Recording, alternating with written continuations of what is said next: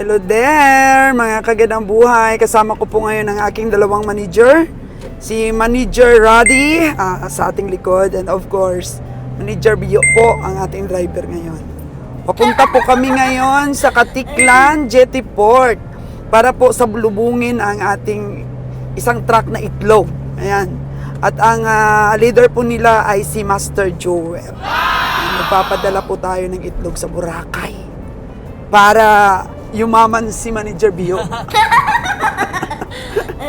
And po mga duty namin, time check po natin is 1 o'clock in the afternoon. At maaga pa po dumating ang ating truck. Kaso nga lang po, meron po kaming ibang destinasyon kaninang umaga. Kaya yan, napagsabay natin ang ating dalawang mga managers. Tara po at kwentahin na natin kung magkano ba ang kikitain natin sa ating stocks ngayon na dumating.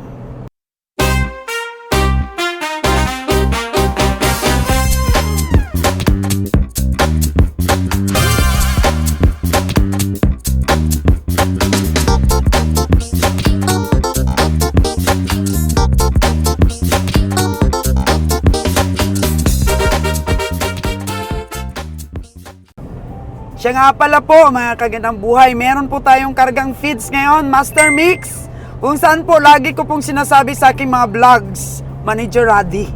Ayan. At marami ang nag-i-inquire sa atin tungkol po sa Master Mix po na cattle feeds na mas lalong lumalakas at sumisipa ang ating mga baka. Diba, Manager Bio? Sumisipa yung ating mga baka. Sumipa. Pati yung bantay, ayan. Kasama rin natin si Ulong. Ayan po. Bakit ka nagtatago, Ulong? Nako, pakita mo yung beauty mo. Ayan. So, medyo mainit. Nagpa-practice po si Ulong para mamaya kung paano siya magtago-taguan doon sa pagbaba ng itlog. Ayan. Ayaw umitim eh. Diba? Ayaw mo umitim? Oh, wala nang iitim. Maitim na. Ayan po mga kagandang buhay, ang pagtatrabaho po ay dapat lakipan po natin ang mga ngiti sa labi. Ayan, nasubrahan na yata ng ngiti si Manager Bio, oh. Di na makita ang daan. Oh no! Manager Roddy, tulungan mo kami magbaba ng itlog ha. Para naman kahit paano makatikim ka rin ng itim ng araw. Huwag kang magtago sa store mo. Gumaya ka kay Manager Bio kasi magkukumpay pa kami mamaya ng baka. Kumpay pa kami ng napier para sa baka po. So, sinong magkikasama natin ito yo? Marami rin tayong mahila. Injured ngayon si Killer Smile po, mga kagandang buhay. Na-injured po at na-disgrasya po sa ating top down. Bisitahin din po natin siya mamaya.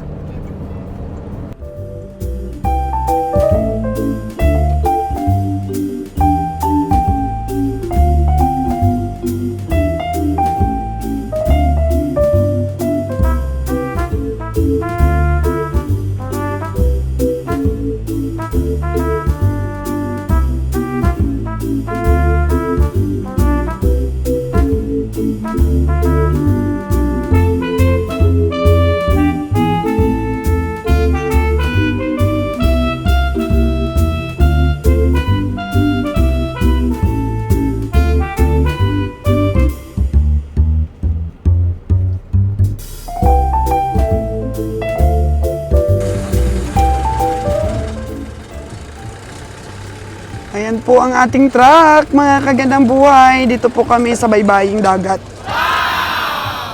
At sumabay po ang ating delivery din ng mantika. Ayan. So, ang order po nating mantika ay para sa Boracay, para po sa Katiklan at para po sa Nabas. Ang aking pong supplier ng mantika ay nagdi-deliver po ng mga kupras sa Maynila. At binabackload din po nila ang mantika. At ilan lamang po kami ang suki ng mantika na yan. Kasi yung karga po ng kanilang 10-wheelers truck na nagdadala po ng kopra sa Maynila ay mga bakal. Kasi kung makikita natin, hardware and construction supply po, karga lagi. Ayun po yung negosyo ng ating supplier ng mantika. Hardware po talaga ang negosyo nila. At may kupras po silang dala papunta ng Maynila para makakakuha din po sila ng kanilang mga materyales doon sa Maynila. At the same time po, paunti-unti lang po ang sinasakay nilang mantika din. Kaya sa buhay po natin, diskarte lang para po makasurvive ang ating biyahe. At sa atin naman po, hayo papunta ng Maynila, Luzon, and itlog naman po ang ating karga pabalik. At the same time po, meron na po tayong dagdag ngayon na feeds, which is yung master mix, cattle feeds, and then meron na po tayong kinuhang pangbaboy po, grower mass. Yun po ang kinuha natin. Kunti lang pong grower mass kasi yung mga baka po natin, mga kagandang buhay, ay nasanay po sa feeds ng baboy. Kaya yung mga pambiyahe po nating baka, meron po talagang ibang hindi kumakain. So, dapat meron din po tayong feeds ng baboy.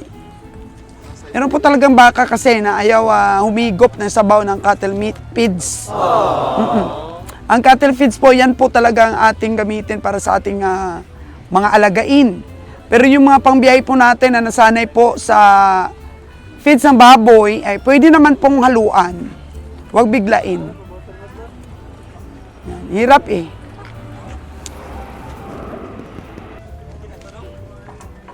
Usually po ay 100 itong pinapadala natin sa Boracay. Pero meron na po partial na naipadala. Yan po mga kagandang buhay. Ano kasi ito? Golden talaga. Coconut. Coconut po talaga ang laman yan. At mas gusto ko pong ibenta yung coconut. Medyo mas mahal-mahal po siya compared po sa palm oil or vegetable oil. Available po nila ay coconut lang sa ngayon.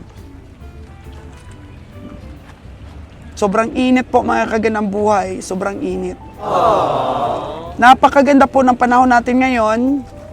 Ito po yung cargos area ng Boracay. Meron pong mga bangka na pangkargos lang po ang nakikita natin dito. Ayan. At doon naman po ang barko, makikita natin yung tugo at yung mga flatboat po na yan, ay yan po ang sinasakyan ng mga turista at ng mga residente po papunta ng Boracay. Pakaganda po ng panahon. Yan. So ang bayad po natin sa isang tray po ng itlog papunta po ng Boracay ay 2 piso. Hindi po naiiwasan na mayroon pong disgrasya minsan nababasa or nababasag ang ating itlog. Ayan na, magpapadala po tayo ng magkano ba? 50 stands times 12 and then 30 stands times 12 and 25 stands times 12. Yan po yung mga iba-iba kasi po ang sizes. Kaya to secure po na maganda talaga po ang pag-handling natin ng itlog ay tinatalian po natin ng ganyan para madali lang pong buhatin patawid po ng isla. And then ang bayad po natin yan mga kagandang buhay sa poultry. Pag kinuha po kasi natin ang itlog sa poultry po mga kagandang buhay is mamili po tayo ng sizes. Meron po yan na assorted bata, assorted matanda, bagong patak, yun po yung mga ganon. So ang kinukuha ko po dahil dapat po yung nakukuha nating maliliit at malalaki sa mga itlog ay nasa middle lang po tayo. Kukunin po natin is itlog matanda. Sa itlog matanda po nakakakuha tayo ng XL, large, medium, small, PL. Ganun po. So kumpleto po sa sizes yan. Kasi kung itlog bata, hanggang medium lang po tayo. Wala na po tayo makuha ng large saka XL. Kunti-kunti lang po na large. Ganyan. So para equal po ang sizes dahil marami na pong kumukuha ng large, dami na kumukuha ng XL, lahat po ng sizes ay dapat equal lang po. So fit po tayo sa itlog matanda. Tapos pinapa-assort po natin yan doon sa mga poultry boy. Yung iba po kasi mga poultry, meron talaga silang machine na nagwi-weight o nagwi-weigh po ng itlog, nagkikilo ng mga itlog kung saan pong partition siya, kung malalaman po kung saan siya pupunta sa sizes. So, from PL to XL jumbo pa nga, kagandang buhay. Pero, mas prefer ko po talaga yung exercises po sa kamay. Kasi pagka makina po kasi nagkabasag-basag yung mga itlog, ano yung tawag niyan, kakrak-krak po yung itlog na maliliit. So madali lamang pong bumaho at masira ang ating itlog. So sa kamay po kasi hindi na nagkabangga-banggaan yung ating mga itlog, kaya mas okay po yung kamay. Kaya ang bayad ko po sa pag-assort is 1.25. 1.25 po ang bayad ko. Kasi halimbawa po ang price ng assorted ay 200, so maging 200, 125 na po siya. Ako po yung nagsusweldo doon sa mga taga-tenor sa Batangas. And then kapag tinalian po nila ng by 6, ayan, another 1.25 po per tray ang bayad. Pagkatapos po pag ikarga pa po nila sa truck namin is another 1.25 ang bayad natin. So, 125 times 3 is 375 po. Bawat tray po ang ating naging expenses sa ayos lamang po sa ating itlog at may kakarga na sila sa truck natin po uwi. And then yung tray pa po, plus pa po natin, 4 po yung tray. 350 to 4 pesos, depende po sa quality ng tray. So, 375 times 350, or sabihin na lang natin 4, 775. 775 na po sa sa pag-ayos ng ating itlog para maitawid po natin ang dagat. And then, ma-mark up pa po tayo ng pamasahe sa truck. No? Mag-charge tayo, of course, dahil po, ang gastos po niya nasa 40,000 po patawid. Ayan. So, china-charge po natin lahat yan sa ating karga. Meron po tayong karga ngayon na feeds, tsaka itlog. Mostly po ang karga natin sa itlog is mga 5,000 trays. Pero ngayon 3,000 na po kinarga natin dahil nakauna na po yung isang truck na yun. Kinargahan po natin ng mga alagain, at the same time po mayroon tayong 2,000 na trays na itlog. So very control po yung aming pagpapadala ng itlog dito sa Boracay. Very control lang po natin, gawa ng napakarami na pong competitors.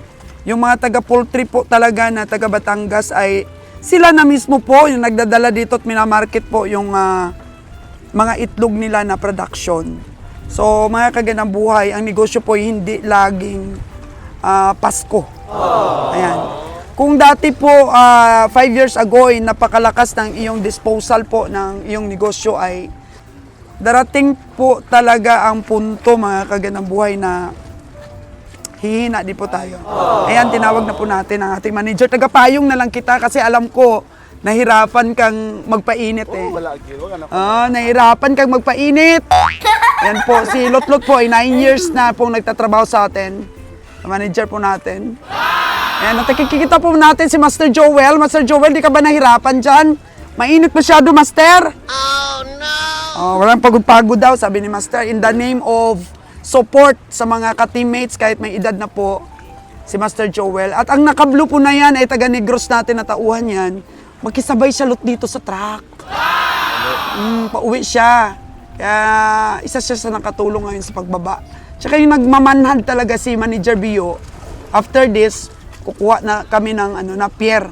So all around po si Manager Bio natin. Ikaw nasa store ka lang. Nabili na sa ito kapitlan. Meron ka ring order sa store mo? Anong size bang orderin mo? Malalaki? Hindi naman lahat malalaki. Oo. Hindi ba? Meron yan. Bigyan kita. Pero hindi lahat malalaki sa'yo. Mga maliliit na lang doon natira sa'yo? Kama na, mas kabawasan na ito. Yan po mga kagandang buhay. Sabi ko kanina, kwentahin na natin yung tubo natin dito po sa ating backload. Nako, ito po yung nagsuporta po mga kagandang buhay sa aming biyahe. Sa lugi namin ng lugi nung nakaraang mga taon sa aming biyahe sa Kalabaw, ay ito po nagsuporta yung backloading natin. So actually, naghahanap pa tayo ng iba pang backloading dahil bakante pa sa taas, walang laman. Yan. So So sayang po na umuwi din ng sasakyan. Pero okay naman dahil ang itlog po ay bawing-bawi naman kayo ngayon. Okay naman, kahit papaano ay na-charge natin yung pamasahe sa barko at tumutubo pa yung store. So kailangan po nating ganyan walang halos basag Maganda yung handling nila ngayon kasi taga-poultry niya nang nagtali. So in-explain ko na po sa inyo mga kagandang buhay kung magkano po yung ating mga kagastusan kung halimbawa po mag-pick up kayo ng itlog. So Lot. So malakas na ba yung itlog sa ating store? Okay na kasi nagmura na, price drop, tapos maganda yung quality kaya okay yung itlog. Di ba? Tapos Lot, matagal na tayo, decades na tayong nagtitinda ng itlog, suki na talaga, di ba? Oo, suki na. Maraming suki. At marami pang new suki, gano'n. Wait. Usually pag nagbenta ka Lot ng itlog, ano ba yung mga diskarte mong ginagawa sa ating mga customer o sa mga new suki? Ika nga, sabi mo kanina. Diskarte, bigyan sila ng magandang price. Tapos, explain mo kung saan galing yung itlog, kung ano yung mga components. Components. Kasi minsan may nagtatanong ko ano yung yolk, ganun. Anong kulay, yung mga Maganda ganun. naman yung sa atin. Maganda naman. Solid, tapos buo talaga. Kaya yung mga customer mo mabalik kasi quality yung eggs, tapos talaga. Mura pang presyo. Fresh at affordable price. Kaya, Tapos plus, pogi pa yung nagbebenta, no? pwede rin. May tama ako nun. Oo. Siyempre, may tama ako na, may tama.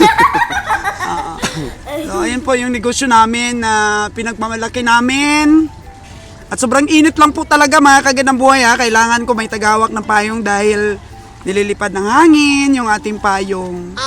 Sige, putahan natin sila dito, Lot. Ano mo si Master Jewel, Ito by sizes to Mostly siguro ito, ibang size. Walang tanda ito, walang tanda. Uy, malalaki, Lot! Wala, malalaki ito. Kamit makarayang size. Wala kayong magganito? Malalaki ito, walang tanda. Tapos ito naman, tingnan mo. Anong size kaya to? Oh, yan siguro yung large. Large, medium. Large, medium. Kasi pagdating dito po, natinor na po nila, tinitinor pa namin ulit dahil minsan hindi rin perfect yung sakto, yung nila, tinor, tingnan mo nga ito, Lot. Actually, medium siguro yan. Pero meron pa rin malalaki, no? May maliliit, hindi pa rin pantay. Yan po. Ito yung 50. At po si Manager Bio po nagmamanhan talaga ng pagpili ng size. Yan siya, Tapos po ito yung driver ko at saka isa pa yung nanting bago. Yun, naayos na nila yung mga matitira na panglagay doon po sa nabas. Si Manager Bio po ay kumikinang na yung, pakita mo kayo, kumikinang na yung dibdib ni Manager Bio bago po yung kwintas niya gold pa. Naka-gold na siya ngayon, Manager, sa biyahe, Master Joel. Nakautang si Manager ng 58,000. Parang napasigaw ka doon sa 58,000. Nalalakihan ka na ba doon sa utang na 58,000? Kaya yan. Kaya niya, no? Mga 2 dekada pa. 2 dekadang paglingkuran. 2 dekada pagpapakyut. Okay. 2 dekadang pagpapakyut ni Manager Bio bago niya mabayaran yung 58,000 niya na kwintas na gold, mga kagandang buhay. Deserve yan. Deserve yan ng ating manager. Gold na rin yung relo niya. Di ba? Pati yung ngipin. Pati daw yung mukha niya, gold na rin. Di ba? Mamaya po, i-close up natin yung gold po ni Manager Bio para po mag-invite tayo ng mga na mag-gold up sa kanya. Wag naman po mga kagandang buhay, malayo po kami. Sabi ni Manager Bio, mas mukha pa daw siyang hold upper kaysa sa mga hold up. Ganyan po kami dito mga kagandang buhay. Natural na natural po talaga yung aming mga jokes. Manager Vio, na? Alam nyo, pag nakausap nyo yan si Manager Vio ay maubusan po kayo ng ihi. Ihi kayo ng ihi sa panty nyo. Sa kakatawa sa mga jokes niyang gas-gas na. No? No, nagjo-jokes pa lang siya, alam na natin eh. Oh, lagi may kandila para sa patay ng joke. Ano ba yan, Manager Vio? Nilalaglag ka na dito ni Manager Lotlot? Ayan. Kami karon. Storm run. Ayan. Pampawi po, pasensya na po kayo. Kailangan ko lang talaga ng pagtagapayong. Kaya tingnan nyo yan si Lotlot, tagapayong ko po. Yan po ang job niya ngayon, kaya nakaano po siya, nakalibre po siya sa init ng araw, di siya iitim. Kaya pasensya na ha. Dong, pasensya na talaga, may tagapayong ako. Naku, hindi na tayo pinapansin ang pugi nating taga Negros, oh. Oh no! Tingnan mo, may pugi. Oo. Naku, tingnan mo si Ulong, naka-cover na talaga yung mukha niya. Init-init naman talaga po, no? So, ayan po ang aming itlog, mga kaganang buhay. Oo. Kanina pang umaga sila, kagabi pa. So, ito po yung pinagmamalaki namin, mga kaganang buhay, ng aming backload po ay kaya talaga pong ipaubos at ibenta ng aming mga stores. Kaya po masasabi ko na stable. Stable po ang aming backloading at ito po yung nakakatulong po talaga sa pag-survive namin po sa negosyong baka. Actually po si Master Joel, kwininta ko po kagabi yung kanyang unang trip, ay panalo naman po yung nakaraan. Kasi po mabilis po ang aming biyahe, nag-trip kami, and then sinundan agad ng isa pang trip. Pero yung unang truck na yon na sinuma ko kagabi, yung nagsabay o halos kasabayan, panalo po si Master Joel. Kaya palakpakan po natin si Master Joel. Pero Master Joel, itong biyahe natin nga huli, na puro malalaking Holstein. So hindi pa nakatay lahat ang Holstein. Mga kaganang buhay, medyo tagilid po ito, pero tingnan natin baka konti lang naman. Panalo ba yung una? Yung malaki? Yung iba naman yung unang-una na yun.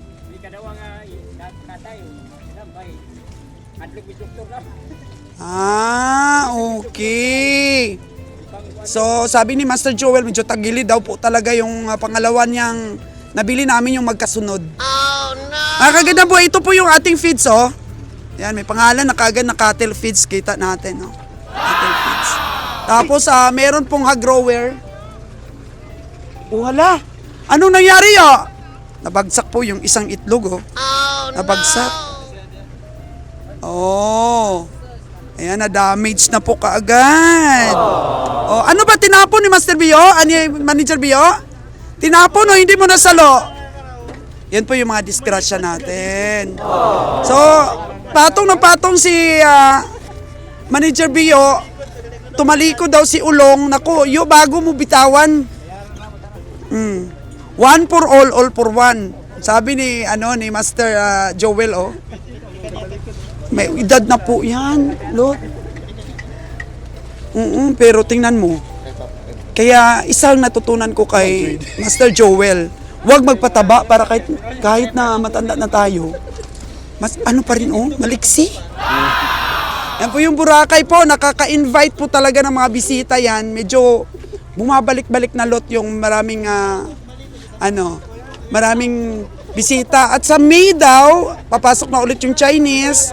Sa June, papasok na ulit ang Koreans. Kaya yun po yung mga pangunahing bisita na inaabangan po natin para lumakas po ang ating mga negosyo sa Boracay. So ito po lahat, 50, 60, 70, 80, 90, 105 stands times 12. Ito po yung ating pangalawa pong itlog na dadalhin sa Boracay.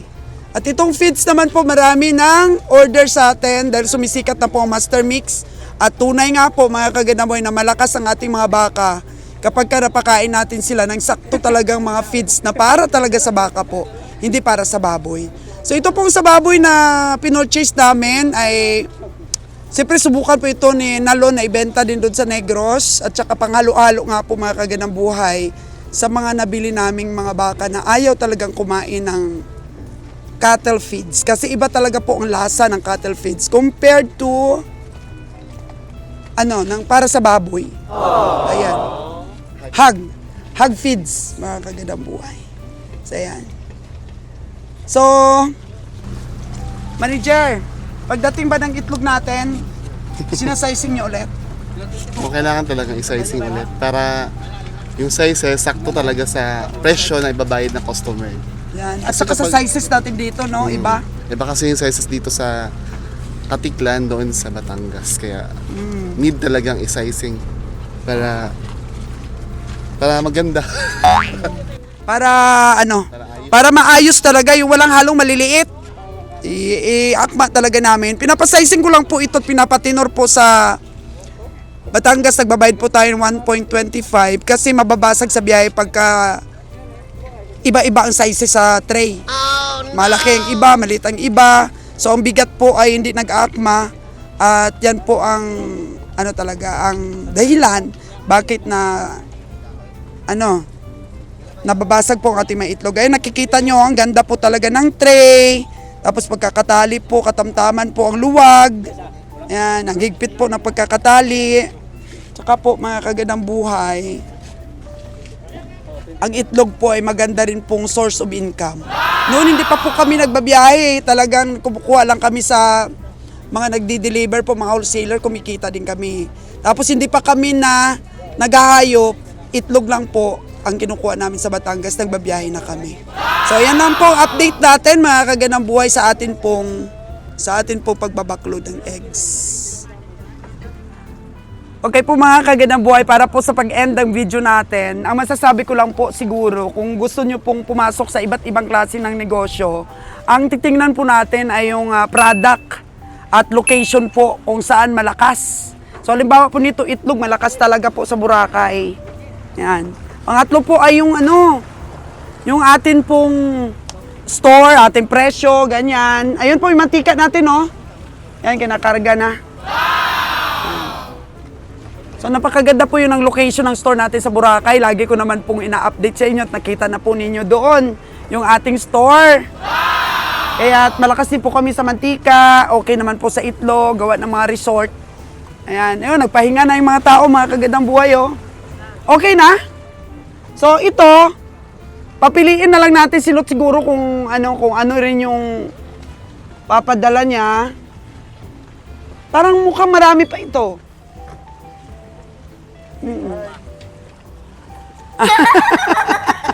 Artista na po lahat ang aking mga tao, mga kagandang buhay.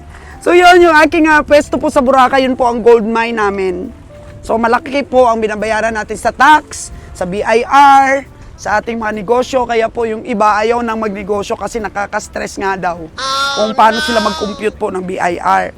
Pero kung gusto nyo po talagang malaman, paki-search na lang po dyan sa ating mga uploads nung nakaraan. May mga topic po tayong ganyan. At paki-support na rin po ninyo at panood yung mga tungkol po sa grocery store ko na vlog, sa Soul's Chi Vlogs, Negosyo at iba pa sa kabila ko pong channel. So, bye-bye for now mga kagandang buhay. Laban-laban lang sa negosyo. Yung iba wag mag-wonder mga kagandang buhay na bakit daw nagsasabi kaming lugi-lugi, hindi naman kami nagtitigil sa pagbabaka. Kasi pag ganito, ang pagbabaka po namin ay combination po sa iba naming mga negosyo. Siyempre, nagtitinda po kami ng itlog at doon po kami sa Batangas kumukuha ng itlog. So, kailangan po namin ng karga ng truck papunta doon, hayop mga kagandang buhay. Kaya, hayop ka talaga kapag ang diskarte mo ay hayop sa galing. Di ba? Kagandang buhay. Oh, hayop ang negosyo, hayop din sa diskarte. Bye! Oh, dito na po ako sa aking pwesto po, mga kagandang buhay sa palengke. At nakikita po natin.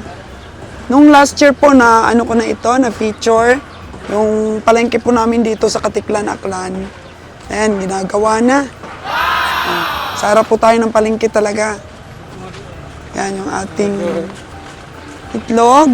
And then, ibabaklod din po nila ito sa may pier para po maipadala sa Boracay. Mga soft drinks po ito, mga kagandang buhay, oh. Yan, mga Coke. Mga grocery po maliliit. Mga close up, mga cream silk. So ganito lang ito lot, hindi mo binabalot talaga. Nano, pakinti pa. Packing tape. Packing tape pa. So ito na yung natira na lang sa una nating 2,000 trays. Ito yung ating pong natira. So large itong nasa blue. Sell. Yan, large saka medium. Yan, kunti na lang po ang natira. At ito po ang ating bagong itlog na dumating. So ito po yung budiga ng bigas natin para po dito sa Katiklan. Yan. At yun na nga po.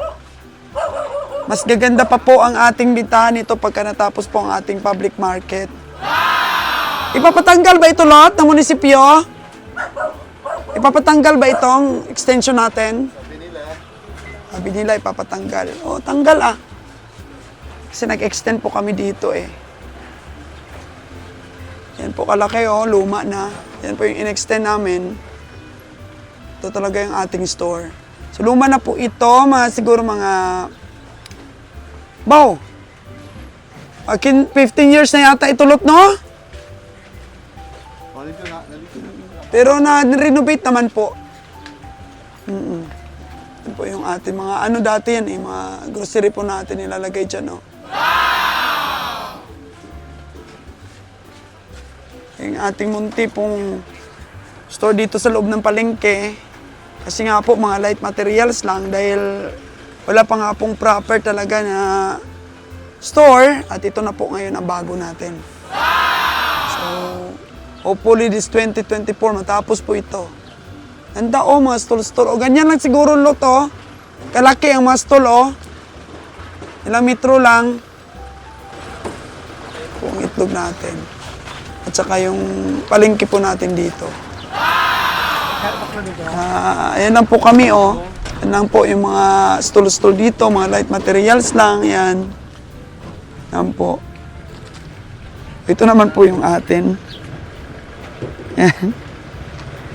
Imagine po, 15 years. Ang tagal na po natin dito po.